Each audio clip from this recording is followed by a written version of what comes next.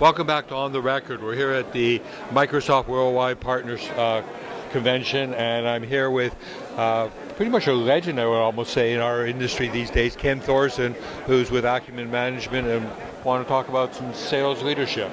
It's great to be here. This is my 10th year at WPC, so I've seen this group grow and get more powerful. Have you seen anything? What's the most exciting thing that you've seen here so far? Well, it's what's going on all around us. It's the meetings, the people getting together. It's the planned meetings that you can go and meet with anybody, but it's the accidental meetings. I've had 3 accidental meetings with great people that have brought opportunities for myself and my business or for other people.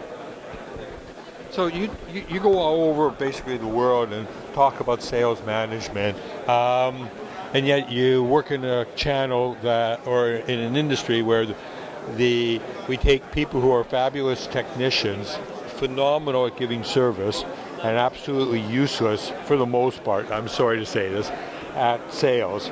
So obviously there's a lot of work for you, but why is this industry so bad at it? Well, I think it starts with the fact that this industry started from a technical perspective, and therefore a lot of people are analytical by nature, and therefore they have a struggle on the emotional side of sales leadership, and sometimes a distrust for what salespeople do. So therefore, they have a challenge in hiring salespeople, but a worse challenge in managing salespeople. It's really because of where they're coming from an industry perspective.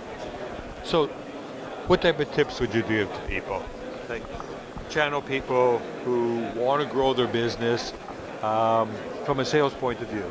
Well, besides buying my books, I think that one of the major tips would be... You sell them? I thought that you had to. I thought they were only on, like, you had to bid for them. That's right. I wish that was the case. But the real first tip, I believe, that as a leader of an organization, in a technology partner-driven organization, is they need to really have vision of where they're taking the organization. That they have to have that 3 to 4 year idea of what they want to do.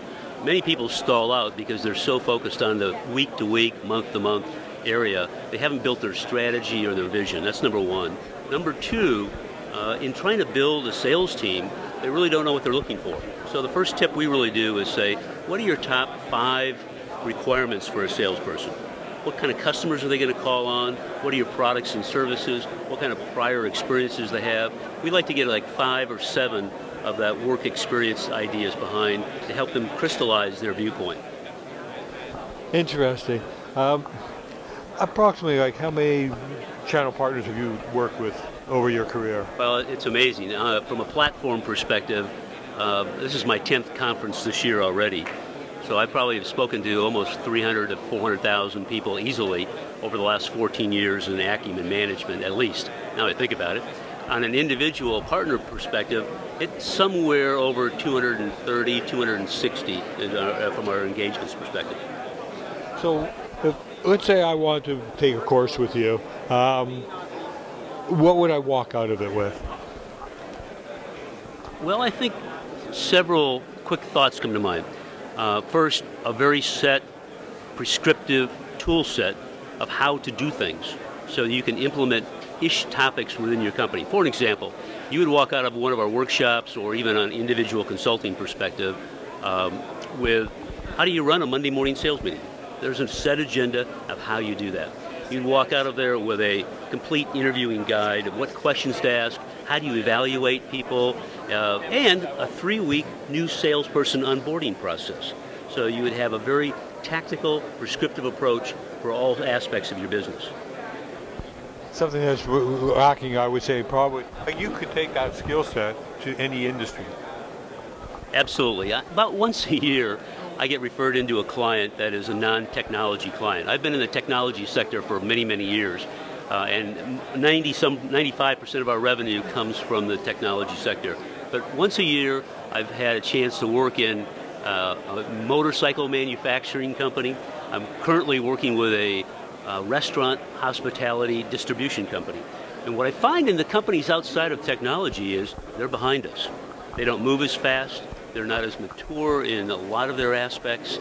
So the technology organizations tend to be quicker on their feet. They're more adaptable to change than other organizations.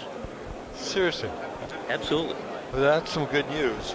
So then why do you, just sort of changing the subject a little bit, but if they're so good at change, why is it that we only got about maybe 18, 19% that have moved to managed services and about half of that to cloud? That's a great question. I think it has to go back to that vision issue of where am I today and where do I need to go tomorrow. I've just finished a tremendous book. It was written in 2002 by Louis Geschner, who was the CEO at IBM. And the book was Who Said Elephants Can't Dance? And I would recommend everybody to pick that up. It talks about, while it's a large company, but it talks about culture and organization and how they couldn't move fast enough because they lost their vision. And I think even a small 5-person organization needs to understand where the future is directed, and the cloud and MSP is going to drive that. So he has one of my favorite quotes when he came in, and that was, they said to him, well, you came in from another industry, you don't know anything about technology, why do you think that you could tell me how to run my business? And he came back and he says, because you guys have always been talking to me in terms that I never understand and therefore can never evaluate what you're doing for me. I have the advantage of not knowing technology, and I can now force you to talk in the language that I know. One of his principles is the customer in the marketplace drives the decision, not the vendor or the manufacturer. So he really drove understanding your customer into IBM. That was one of his issues, because he said, I was a customer. And he made some very interesting observations about the technology organization. He said, I was in American Express, I was at RJ Nabisco in the food industry, and I've been in the technology business for 10 years. And the technology sector is unlike any of the other segments of the world, because before that I was at McKinsey, and I saw a lot of other segments. When you go to a technology event, nobody really, with multiple vendors, they want to beat you, they want to win, they want to work together.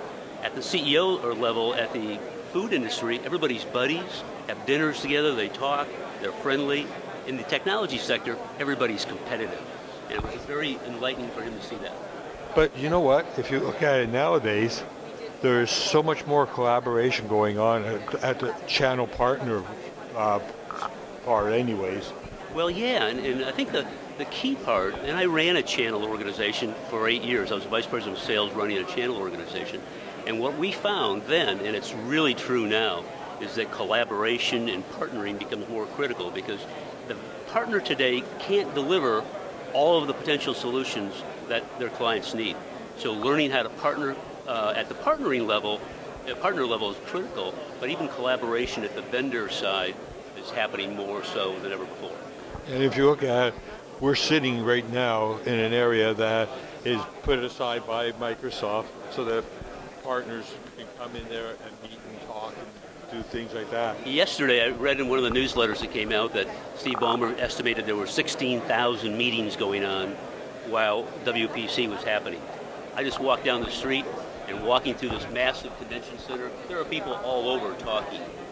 Last night at the U.S. partner event that I was at, all it was conversations. I met 2 people there, one I knew before, that we now have a mutual business opportunity together. Terrific. Ken, we could go on forever and ever and ever. Any last one big nugget of information or knowledge that you want to part? Well, I was telling you earlier I like to cook, and I have 160 cookbooks. And so I believe that partners need to find a recipe for their business. They need to figure out what ingredients they need to build predictable revenue and be able to put that together to build a prescriptive business model. And the better you do that in all aspects, the more successful they're going to be. They should find 4 metrics for marketing, 4 for sales, and 4 for administration, and create that dashboard so they understand how each of those factors drive revenue. It's been an absolute pleasure. Thank you.